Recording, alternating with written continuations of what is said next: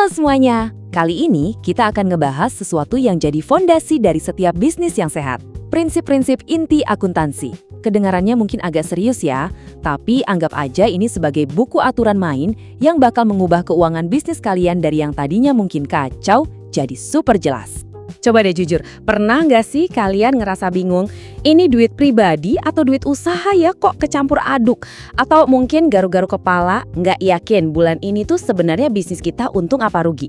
Nah, kalau pernah, tenang aja, kalian nggak sendirian. Ini justru titik di mana banyak pebisnis sadar mereka butuh sebuah sistem. Dan solusinya, ya ini. Prinsip dasar akuntansi itu ibarat buku aturan yang kita butuhin banget. Ini fondasi yang ngejamin setiap angka yang kalian catat itu punya makna, bisa dipercaya, dan menceritakan kisah yang sebenarnya tentang kesehatan bisnis kalian. Oke, ini dia peta perjalanan kita. Kita bakal mulai dari kenapa sih prinsip ini penting banget, terus kita kulik satu persatu prinsip dasarnya, aturan pengukurannya, standar laporannya, sampai gimana semua ini bisa jadi senjata ampuh buat kalian sebagai pemilik bisnis.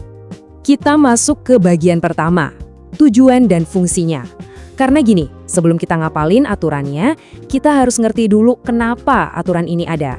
Inilah yang jadi tulang punggung dari setiap informasi keuangan yang bisa kita pegang dan percaya. Intinya sih ada 4 hal utama. Pertama, prinsip ini ngasih konsistensi, jadi kalian bisa bandingin kinerja bulan ini sama bulan lalu secara adil. Kedua, prinsip ini ngejamin akurasi. Ini penting banget buat ngebangun kepercayaan investor atau bank. Ketiga, kalian jadi punya data yang relevan buat ngambil keputusan cerdas. Dan terakhir, ya jelas, ini ngejaga bisnis kalian biar patuh sama peraturan yang ada. Oke, sekarang kita masuk lebih dalam ke bagian 2, prinsip-prinsip dasar. Coba bayangin ini sebagai fondasi dari sebuah rumah. Semua aturan akuntansi lainnya itu dibangun di atas fondasi ini. Yang pertama, dan mungkin ini yang paling krusial, prinsip entitas ekonomi. Simpelnya gini, bisnis kalian itu punya dompet sendiri, dan kalian juga punya dompet pribadi. Dua dompet ini nggak boleh, sekali lagi nggak boleh dicampur aduk. Ini langkah paling awal menuju keuangan yang profesional. Selanjutnya, prinsip kelangsungan usaha. Di sini, kita punya asumsi kalau bisnis ini dibangun buat jangka panjang, bukan buat ditutup besok pagi.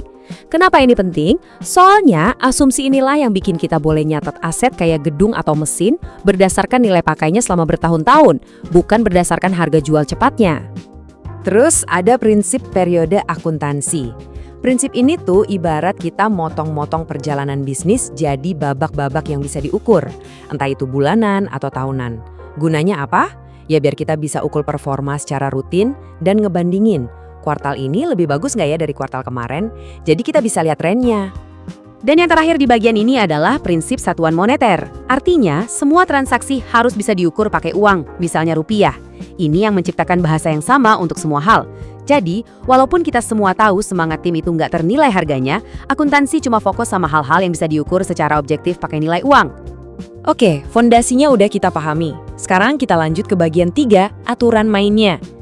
Ini lebih ke alat praktis yang bakal ngasih tahu kita gimana caranya dan kapan persisnya sebuah kejadian keuangan itu harus dicatat.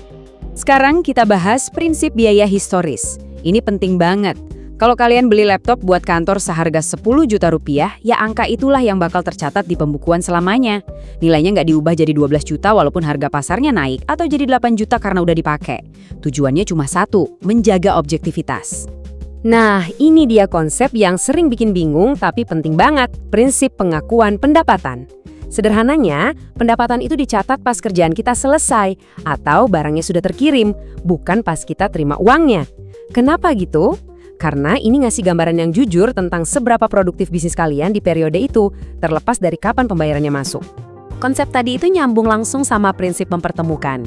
Logikanya gini, kalau kalian catat pendapatan dari penjualan di bulan Januari, maka semua biaya yang keluar buat dapetin penjualan itu, kayak bahan baku atau biaya iklan, juga harus dicatat di bulan Januari.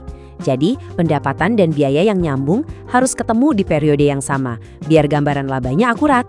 Berikutnya ada prinsip konservatisme atau prinsip kehati-hatian.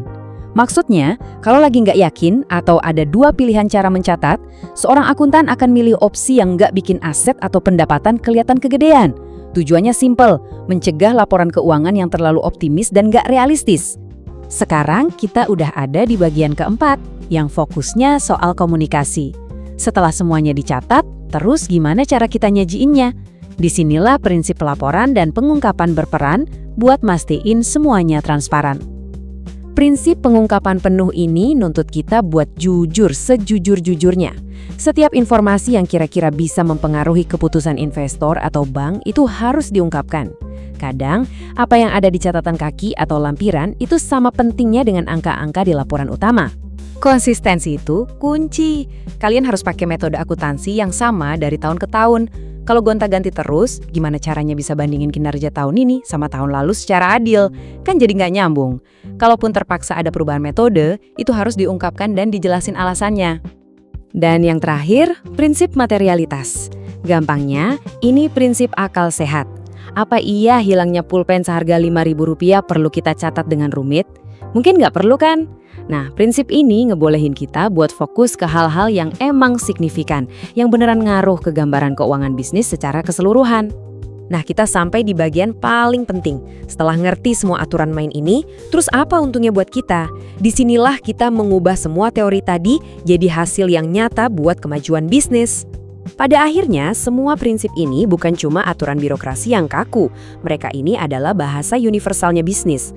Waktu kalian menguasainya, kalian nggak lagi cuma ngelihat angka. Kalian bisa baca cerita di baliknya, ngerti apa yang berhasil, dan ngambil keputusan yang lebih cerdas buat nulis babak selanjutnya dari kisah sukses bisnis kalian. Jadi, saya mau ninggalin kalian dengan satu pertanyaan ini.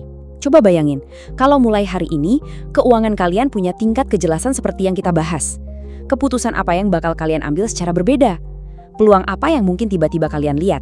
Cerita baru apa yang bakal diungkapin sama bisnis kalian?